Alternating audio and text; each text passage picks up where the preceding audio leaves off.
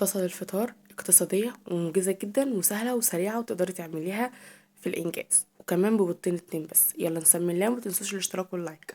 يلا بينا. هنجيب كمية وفيرة من البصل، يعني مقام كده ايه، بصلاية وسط، هنقطعها قطع صغيرة ونركنها على جنب.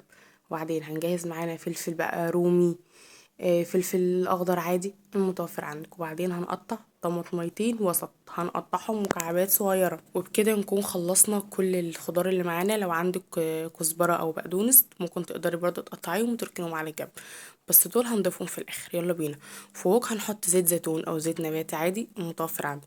اول حاجه هننزل بيها هي البصل، وهنستنى لحد البصل ما يبدأ ان هو يدبل، وبعدين هننزل بالفلفل اللي معانا.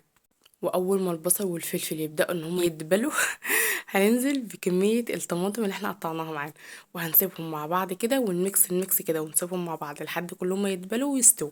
واول ما نوصل للمرحله دي بعد ما كله خلاص كل حاجه استوت مع بعضها، هنبدا بقى ان احنا ننزل نص معلقه من الكمون، نص معلقه من الفلفل الاسمر، نص معلقه من سبع بهارات، ومعلقه من الملح. هنبدا بقى ننزل بسلايس من اللانشون او سلايس من الرومي المدخن المتوفر عندك. وبعدين هننزل بقى بتلات اربع معالق او قطعة جبنة فيتا زي اللي انت شايفاها دي.